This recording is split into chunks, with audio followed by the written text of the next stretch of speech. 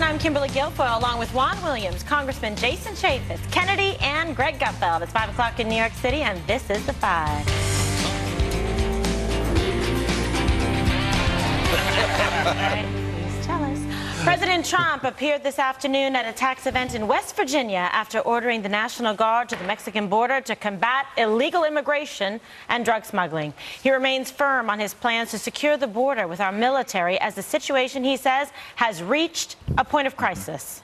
We have to have strong borders. We're going to have the wall. We've already started building it. We're going to have our wall, and we're going to get it very strongly. The military is going to be building some of it. We cannot let people enter our country. We have no idea who they are, what they do, where they came from. We have no idea what their records are. So we're working out systems now, and we called out the National Guard, and we're doing a real job. But I'll tell you what, the laws of this country have to be strengthened and toughened up. The Pentagon hasn't determined yet whether troops deployed will be armed. The move drawing heavy criticism from the left, who claim this is all just a rallying cry to the president's base. This president doesn't plan out anything, doesn't coordinate, essentially is using, again, our troops as a political ploy so he can, again, boost his numbers with his base voters. I don't see the urgency, but there clearly is a political imperative. Political urgency might be different than national security urgency. And sham might be the word you're looking for. Border security is an issue that won him lots of support during the campaign, and he's playing to that base again. This is more about the politics, given how the wheels have sort of come off for the president on the DACA side of things. When you get Ann Coulter and many on the very conservative hard right saying, what the hell is your problem? What are you doing? That rattled him. Okay, Greg, so is this just a rallying call to the base? And like Juanito said yesterday, Ann Coulter has... She runs the whole world. She's running the world. What the left is, there's two angles that are working right now. The first one is they're calling this security theater. This is all security theater. Like the TSA. Exactly. However, it's actually left-wing activist theater because that illegal border crossing was manufactured by an activist group. The Caravan was organized to create a confrontation. But Trump was able to stop the confrontation by creating a metaphorical wall, i.e. himself saying, I'm sending in the army. The whole thing capitulated, and Mexico cooperated. He won this round in a highly visual manner. Now, the new media angle is this wasn't a story until Trump made it one, right? Nobody ever knew about this caravan. Well, you're absolutely right. You figured out how Trump works. He takes a story that the media ignores, and then he makes it his story, especially, like, look at Kate Steinle. This is like he takes something that is very visual that people understand, and he makes it a national story, much like what Fox News does. We tackle stories that the rest of the media doesn't cover. All right, but can one follow-up? Yes, ma'am. Yes, okay, you've been very good so far. I'm sure they'll be blown away to bits in a moment. Yes. How about the fact that none of the troops, they're saying we're not sure they're going to be armed on the border? I don't like that. I don't know if it's necessary. I think he's already proved the point, right? He is a metaphorical wall. I mean, the way he responded was all that was necessary. It's security theater trumps activist theater. Okay, so Kennedy, perhaps they're going to link arms at the border. Maybe. I mean, what are they doing there? And why have past presidents sent the National Guard in the first place? You know, maybe President Bush was worried that there were terrorists who were going to pour over the border. Perhaps President Obama was worried because of the drug war and the escalating violence and homicides on the border. This isn't the first president who's done that. You wouldn't know that by the hysterical reaction on the left. But anytime you're going to spend a bunch of money like this, you better have a point to it. Because when President Bush sent 6,000 National Guard troops, it cost about $500 million. And that's a lot of money, and it's money that we don't have. I also understand it's a way of the president looking like he's doing something, because right now Congress is not going to give him money for the wall. You know, they may give him a little bit of seed money. $1.5 billion really isn't that much. And so this is the only other thing he can do to show that he's doing something. We also have to ask, what kind of a hellhole is Honduras? That's number one. What is going on in that country that people are leaving in droves and taking a very perilous journey through Mexico? The other question is, what is Mexico's immigration policy? Yeah. And is the president putting pressure on them to do their work for that leg of the journey? Okay, Congressman. The president's doing exactly what he told America he was going to do if he got into office. He needs to lock down that border and get rid of the rewards and incentives. And hallelujah, he's actually doing it. I'm glad he's doing it. And I'm kind of sick and tired of these people on the left saying, oh, this is just, show, and he's just playing to his base.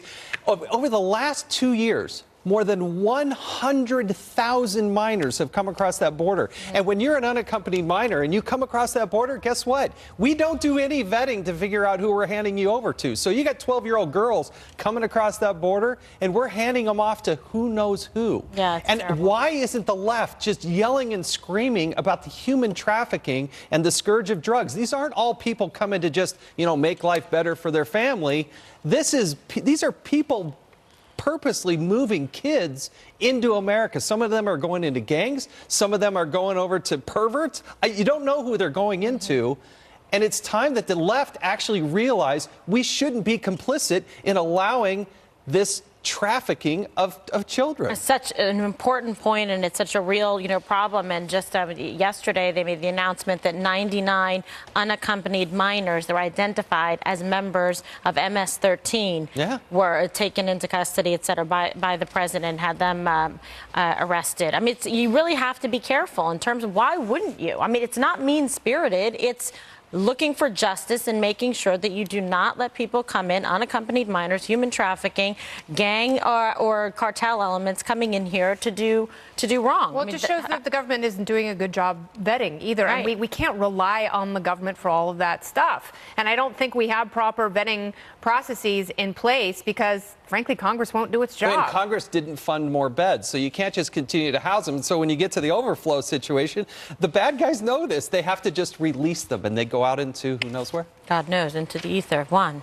Well, I do think this is theater. I don't think there's any Security question. theater. Absolutely theater, but it's theater launched by President Trump at a moment when he is going into chaos at the White House. He's sending off tweets about everything. He's blaming everybody. He blames President Obama. He blames the Mexican government. He blames the left wing. He blames California.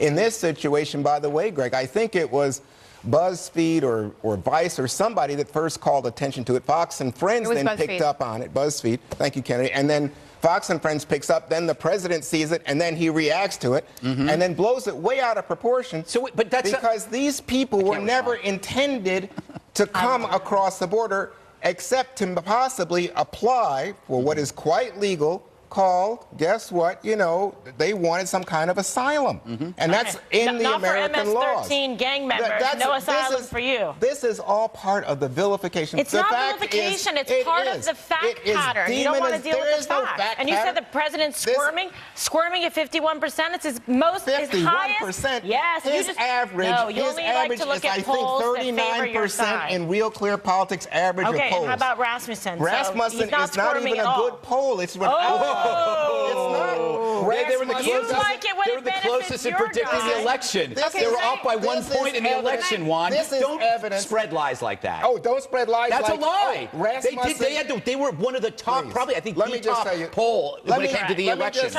tell you something. That Rasmussen doesn't robocall polling. It doesn't even get people who have cell phones, which at this point is half the country. Well, they were right on the election. So it's Psychic Friends Network. off by 1 point. They got it right.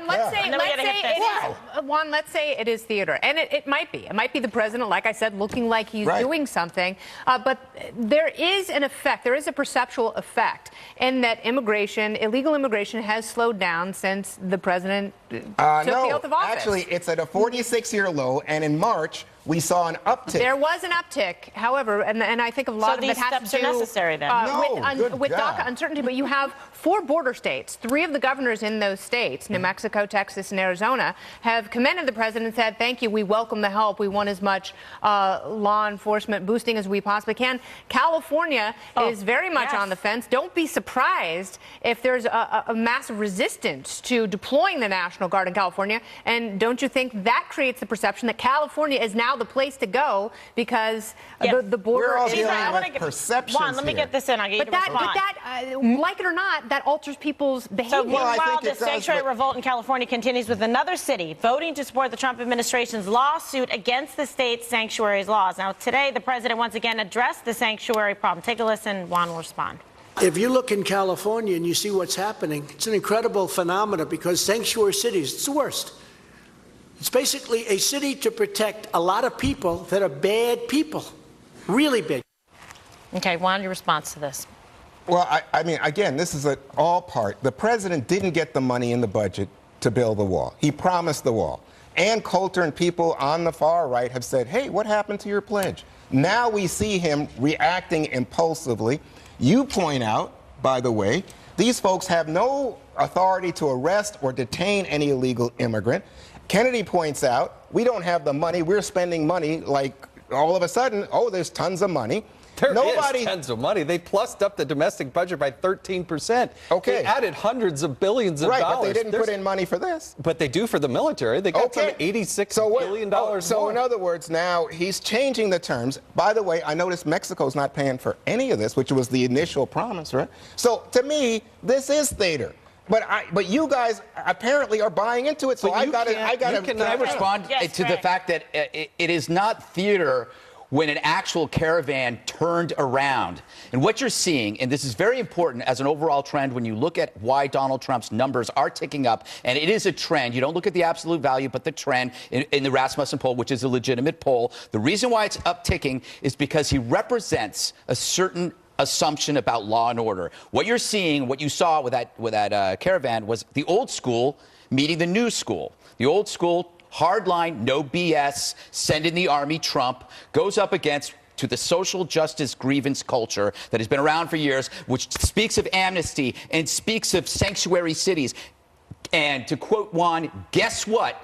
He walked all over him. Trump walked all over it. He won. He stood his ground. And it reminds me, and you know, I will never use the phrase Reagan-esque, but it reminds me of Reagan in 1969 when he sent the National Guard in the riots in Berkeley, and he established, you know, a curfew, and he refused to negotiate. No one remembers the negotiators. They remember the people that stood their ground for America. America first, not America last. It's working. Let me just tell you. First of all, the caravan's been coming up every year for the last several years. So and he this is sent it not- back. Yeah, and it's never. That's not theater. It's fact. And the president congratulated Mexico for helping him deal with He it. got him to the table. These are all positives. But this is These are what all Mexico positives. does every Okay, year. but you know what? They got him to cooperate. You know, Yeah. and this is a part of the story that it's painful to admit, but part of the reason that Central America is decimated is because of the drug war. Yeah. And it is not done anything. Committing these resources has not done anything about the demand for drugs in this country, like it or not, for better or for worse. Be careful. And Don't so- tell the truth like that. The audience may rebel. Wait, no, the Let's truth tell is us why we're 90% of the battling heroin the comes from Mexico. cartels. Yes. You said something different yesterday. What'd I say? You said that heroin is all coming from prescriptions. No. I said heroin from prescription. Yeah. No, The cartels the are opioids. trafficking It's in 90% opioids as well. No, what I yesterday said was this. Jesse Go brought ahead. up that an overwhelming percentage and overdoses are caused by street drugs. 90% of all heroin comes from Mexico. You dismissed that. and No, it's what true. I'm saying to Check you the Washington is- Post. Well, I'm just telling you, DEA says most of the illegal drugs entering this country come through legal ports of entry. People hide them on themselves. But you or said you in baggage or dismissed whatever. Mexico. 90% of heroin That's comes from a there. small source. That's More still people drug die. smuggling that's handled and at the direction of the cartels. What are you talking about? Let me just tell you what I'm talking about. The big threat to us as Americans at this moment are prescription drugs, the opioids. That's what's killing us as an American people. They're killing 5 times the number of people that are killed by cocaine, heroin, But do you know any what of this happens stuff. when marijuana is legal? In states where there's medical marijuana, not only are there far fewer prescriptions for morphine and hydrocodone, there are also far fewer opioid deaths. That'd be The good. rate of overdose drops by about 25%. Well, in you're not states going to get an where argument from me, huh? Cannabis That is is the legal. pro-marijuana legalization lobby over there on that end of the table. Yeah, and it doesn't help to demonize Makes so people happy. who are experiencing cancer pain by saying opioids are evil. So there. Okay. You've had your say, and we've had our piece for the moment. Ahead, what started the Russia investigation? Well, the chairman of the House Intelligence Committee wants answers, and he's threatening legal action if he doesn't get them. That's next.